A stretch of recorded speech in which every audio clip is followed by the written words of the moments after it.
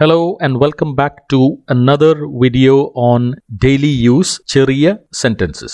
Spoken English പഠിക്കുമ്പോൾ നമ്മൾ ശ്രദ്ധിക്കേണ്ടത് ഇംഗ്ലീഷിൽ ഒരു വാക്കിന് തന്നെ പല അർത്ഥങ്ങളുണ്ട്. അതേപോലെ ഒരു കാര്യം പല രീതിയിലും പറയാവുന്നതാണ്. Okay, so let's start. നിനക്ക് എന്നേക്കാൾ പ്രധാനം അവനാണ്.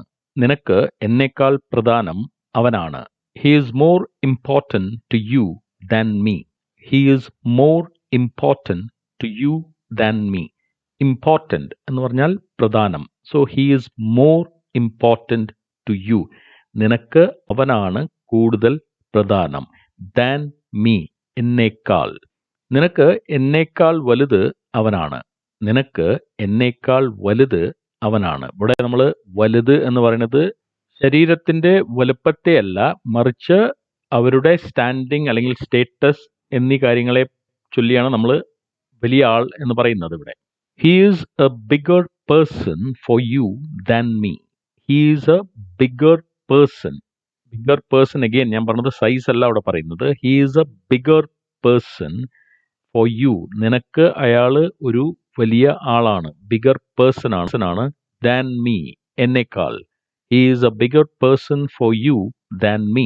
നിന്റെ കാഴ്ചപ്പാടിൽ അവനാണ് എന്നേക്കാൾ വലുത്. നിന്റെ കാഴ്ചപ്പാടിൽ അല്ലെങ്കിൽ നിന്റെ കണ്ണിൽ അവനാണ് എന്നേക്കാൾ വലുത്. In your view, he is a bigger person than me. In your view, നിന്റെ കണ്ണിൽ അല്ലെങ്കിൽ നിന്റെ കാഴ്ചപ്പാടിൽ he is a bigger person than me. എന്നേക്കാൾ വലിയ ആളാണ് അവൻ. നിന്നെ സംബന്ധിച്ചിടത്തോളം അവർ വലിയ ആളുകളാണ്. നിന്നെ സംബന്ധിച്ചിടത്തോളം അവർ വലിയ ആളുകളാണ്. As far as you're concerned, they are big people. As far as you're concerned, they are big people. അപ്പോൾ as far as you are concerned പറഞ്ഞാൽ നിന്നെ സംബന്ധിച്ചിടത്തോളം they are big people. അവർ വലിയ ആളുകളാണ്. നിനക്കവർ അങ്ങനെയാകാം, എന്നാൽ എനിക്കങ്ങനെയല്ല.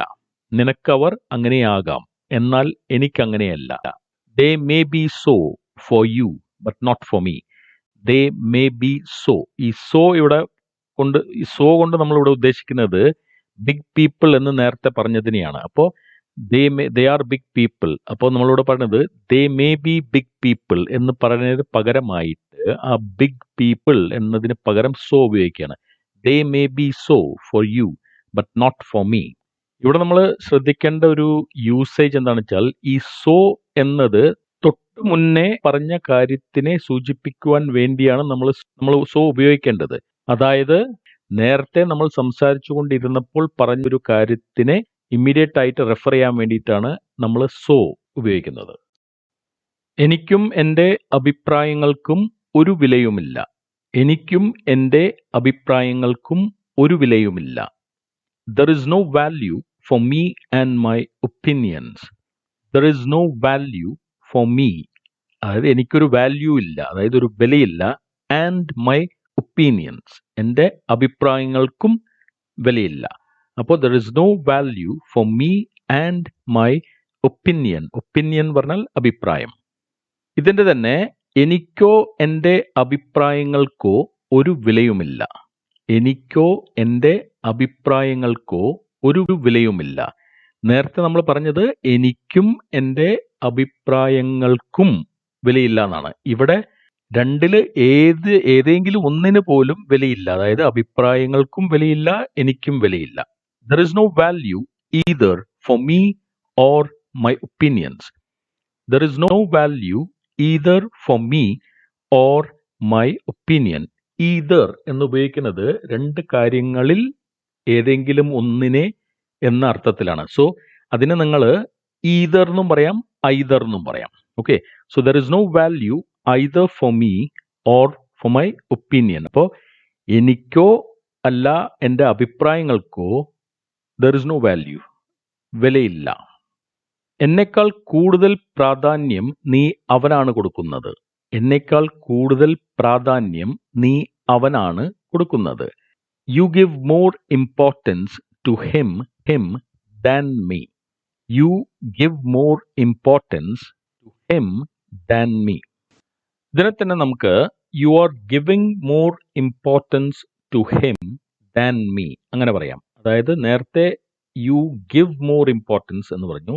ഇവിടെ നമ്മൾ നീ കൊടുത്തുകൊണ്ടിരിക്കുകയാണ്. You are giving more importance to him than me. നീ അവന് കൂടുതൽ ഇമ്പോർട്ടൻസ് കൊടുത്തുകൊണ്ടിരിക്കുകയാണ്. ദാൻ മീ, എന്നെക്കാൾ കൂടുതൽ ഇമ്പോർട്ടൻസ് കൊടുത്തുകൊണ്ടിരിക്കുകയാണ്. You are giving more importance. നിനക്കെപ്പോഴും ഞാൻ ആരുമല്ലാത്തവനാണ്. നിനക്കെപ്പോഴും ഞാൻ ആരുമല്ലാത്തവനാണ്, അതായത് നിസ്സാരനാണ്. I am always a nobody for you. I am always a nobody for you. I am always എന്ന് പറഞ്ഞാൽ എപ്പോഴും, എ നോബഡി പറഞ്ഞാൽ പ്രത്യേകമായിട്ട് ആരുമല്ല, നോബഡി ഫോർ യു. അപ്പം നിനക്ക് ഞാനൊരു നോബഡിയാണ്, നിനക്ക് ഞാൻ ആരുമല്ലാത്തവനാണ്, നിസ്സാരനാണ്. ആരും ഇവിടെ എനിക്ക് പ്രാധാന്യം തരുന്നില്ല. ആരും ഇവിടെ എനിക്ക് പ്രാധാന്യം തരുന്നില്ല. Nobody here gives me importance.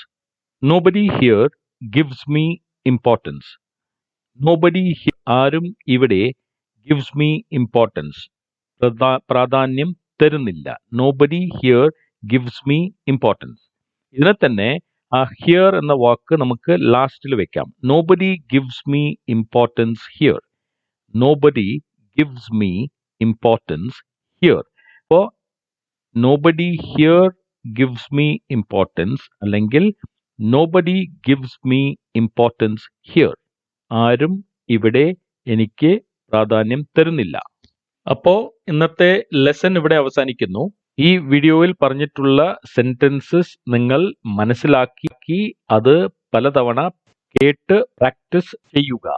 ഇഷ്ടമായെങ്കിൽ ഷെയർ ചെയ്യുക, ലൈക്ക് ചെയ്യുക, ബെൽ ഐക്കൺ ക്ലിക്ക് ചെയ്യുക, സബ്സ്ക്രൈബ് ചെയ്യുക. Okay, thank you very much for watching. See you in the next video.